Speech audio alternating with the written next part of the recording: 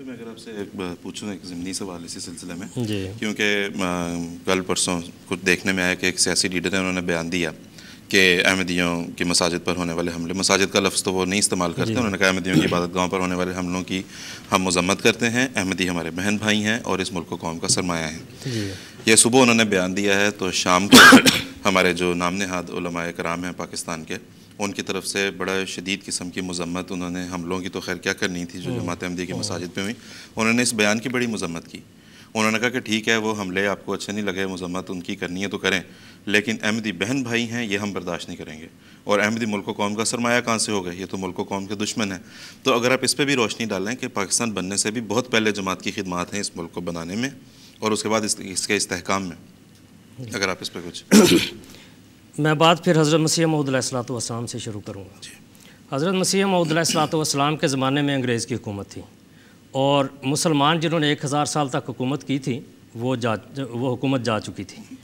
اور مسلمان ایک ہندوؤں کے مقابلے میں ایک پسماندگی کی زندگی بسر کر رہے تھے۔ حضرت مسیح موعود علیہ الصلوۃ والسلام نے جہاں ملکہ وکٹوریہ کو اس بات کی طرف توجہ دلائی، وہاں مسلمانوں کو بھی یہ شعور دلایا۔ آئینہ کمالات اسلام جو 1893 کی کتاب ہے، اس میں ملکہ وکٹوریہ کو لکھا ہے۔ 1908 کی یعنی آخری سال جس میں آپ فوت ہوئے ہیں، اس سے چند دن پہلے یہ مکمل ہوئی پیغام صلح کتاب۔ اس میں اس بات کا شعور دلایا ہے کہ ہندو کثرت سے ہیں اور وہ مسلمانوں کو کبھی برداشت نہیں کریں گے، اس لیے مسلمانوں کو اپنی جداگانہ جو آئیڈینٹی ہے اس کو قائم کرنا چاہیے۔ یہ پیغام صلح میں بڑا واضح ہے اور تفصیل ہے، میں اس میں نہیں جانا چاہتا، لیکن شعور آپ نے دلایا ہے کہ مسلمان اپنی ایک سیاسی طور پر مذہب بنیاد ہے، لیکن اس کی وجہ سے ملک کی ٹیریٹری کے لحاظ سے وہ ایک اپنی الگ شناخت ان کو ہونی چاہیے۔ تو قیام پاکستان کا پہلا نظریہ وہاں سے چلتا ہے، کیونکہ یہ حقیقت تھی جو ایک وقت کے نبی نے مسلمانوں کو، اس قوم کو جس کے لیے وہ خاص طور پر آئے تھے، اس کو یہ شعور دلایا۔ پھر جب یہ 1917 میں اس کا اعلان ہوا ہے کہ اقتدار کو سپرد کیا جائے مقامی لوگوں کو برٹش گورنمنٹ کی طرف سے، تو اس وقت حضرت خلیفۃ المسیح اول رضی اللہ عنہ، خلیفۃ المسیح ثانی رضی اللہ عنہ پہلے شخص ہیں جنہوں نے اس کی طرف توجہ کی اور مسلمانوں کو بیدار کیا، اور یہ توجہ دلائی کہ اس میں اب یہ اگر اقتدار منتقل ہوتا ہے تو یہ مخلوط اقتدار نہ ہو، یہ جداگانہ اقتدار ہو، کیونکہ جن صوبوں میں مسلمانوں کی اکثریت ہے وہاں مسلمان اگر حکمران ہوں تو وہ اپنی حقوق کی حفاظت کر سکیں گے۔ ہندو یہ چاہتا تھا کہ وہ سارے ملک پر انگریز کا قائم مقام وہ بن جائے، اور اس کے سلسلے میں اس کے اندر جو چونکہ تازہ زمانے کی باتیں تھیں، وہ 1000 سالہ مسلمانوں کے اقتدار کا انتقام بھی تھا اندر چھپا ہوا۔ تو اس وجہ سے اس خطرے سے حضرت مسلم موعود رضی اللہ عنہ نے ایڑی چوٹی کا زور لگایا ہے۔ 1919 میں پھر یہ بات آگے بڑھی ہے، پھر 1927 میں جب پہلے شخص ہیں حضرت چودھری ظفر اللہ خان صاحب، جو انگلستان جا کے انہوں نے مسلمانوں کی الگ آئی ڈی کے طور پر مسلمانوں کی سیاسی اور قومی آئیڈینٹی کو واضح کیا ہے۔ اس کے بعد 1930 میں گول میز کانفرنس میں حضرت چودھری ظفر اللہ خان صاحب، قائد اعظم سر آغا خان، اور اسی طرح 1931 والی میں علامہ اقبال بھی گئے، لیکن اسی میں وہ دل برداشتہ ہو کر استعفیٰ دے کر آ گئے۔ اس دور میں تینوں کانفرنسوں میں جو حضرت چودھری صاحب نے کردار ادا کیا، سب نے کیا ہے، لیکن حضرت چودھری صاحب نے جو اس میں خاص طور پر مسلمانوں کے الگ حقوق کے تحفظ کے لیے،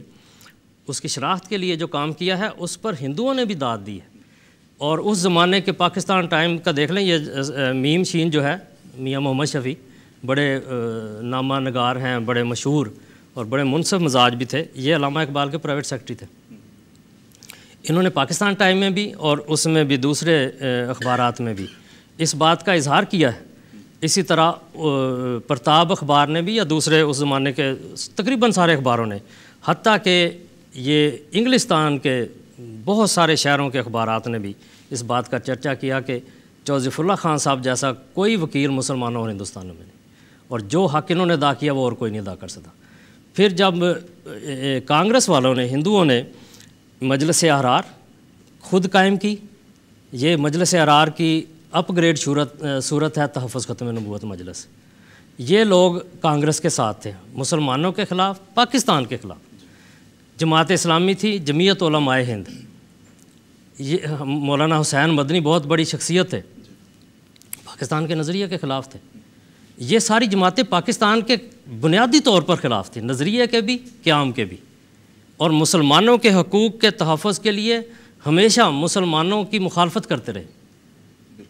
تو یہ حضرت چودھری ظفر اللہ خان صاحب نے حضرت خلیفۃ المسیح ثانی رضی اللہ عنہ کی ہدایات پر عمل کرتے ہوئے ہر جگہ جا کر یہ باتیں کی، اور سب سے بڑا کردار حضرت چودھری ظفر اللہ خان صاحب کا نظر آتا ہے۔ ہم یہ نہیں کہتے کہ دوسروں نے نہیں کیا، سارا آغا خان بھی تھے، ان کی بڑی کوششیں تھیں، قائد اعظم خود تھے اس میں، لیکن ایک دفعہ ان مسلمانوں کی مخالفت کی وجہ سے وہ دل برداشتہ ہو کے انگلستان آ گئے، ٹوٹل کلیتاً اس کو چھوڑ کر سیاست کو، کہ مجھے لگتا ہے کہ ہندوستان کے مسلمانوں کی خدمت نہیں کر سکتا۔ یہاں آ کے انہوں نے اپنا وہی بیرسٹری کا کام شروع کیا۔ اس وقت حضرت خلیفۃ المسیح ثانی رضی اللہ عنہ نے حضرت مولوی عبد الرحیم صاحب درد کو یہاں بھیجا، انہوں نے آ کر ان کو کنونس کیا، اور قائد اعظم نے یہ 1934 کی غالباً بات ہے، 1939 کی، اس میں یہاں عید الاضحیٰ کے موقع پر مسجد فضل لنڈن میں آ کر تقریر کی، اور اس بات میں انہوں نے کہا ہے کہ دا ایلوکینٹ پرسویشن آف دا امام لیفٹ می نو اسکیپ۔ حضرت مولوی عبد الرحیم صاحب درد کی اس وقت بات کی ہے کہ ان کی وجہ سے میں مجبور ہوا ہوں کہ جاؤں، اور پھر ساری سپورٹ حضرت خلیفۃ المسیح ثانی رضی اللہ عنہ نے مسلم لیگ کے لیے دہلی جا کر، شملہ جا کر، معاہدوں شامل ہو کر، لیکن ہر جگہ ایک بات لازماً منوائی ہے، اور اس پر انگریز کو اقتدار دیتے ہوئے ماننا پڑا ہے کہ یہ جداگانہ انتخاب ہو، اور اس کی بنیاد پر یہ پاکستان عمل میں آیا۔ میں یہ عرض کر رہا تھا کہ یہ نہیں کہ دوسروں نے نہیں کی، خدمات انہوں نے بھی کی، اور ہر محب وطن مسلمان جو تھا وہ کرتا تھا، لیکن یہ جو آج مخالف ہیں ہمارے، انہوں نے کیٹاگوریکلی قطعی طور پر انہوں نے پاکستان کی حمایت نہیں کی، انہوں نے دشمنی کی، اور اس قدر دشمنی کی کہ آپ اندازہ کریں ان کی تحقیقاتی عدالت جو 1953 کی تھی، جسٹس منیر نے اپنے فیصلوں میں یہ ریکارڈ کیا ہے کہ یہ وہ لوگ تھے جنہوں نے اس کو پلیدستان کہا ہے، پاکستان کو پلیدستان کہا ہے۔ عطا اللہ شاہ بخاری صاحب نے یہ چمنستان کتاب چھاپی تھی، مولانا ظفر علی صاحب نے، یہ بھی حراری تھے، لیکن ان کی مخالفت ہو گئی کوئی ان سے، تو انہوں نے کتاب چھاپی کہ عطا اللہ شاہ بخاری صاحب نے یہ کھلے عام یہ تقریریں کی ہیں کہ جو پاکستان بنانے والے ہیں سور ہیں اور سور کھاتے ہیں، اور پھر یہ بھی کہ کتوں کو بھونکنے دو، احرار اپنا راستہ لے گا، اور یہ کبھی نہ پاکستان کو قبول نہیں کرے گا۔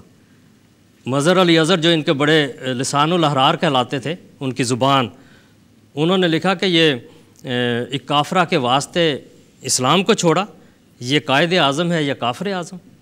تو قائد اعظم بھی کافر، پاکستان کافرستان، پلیدستان، اور اس کو بنانے والے سور،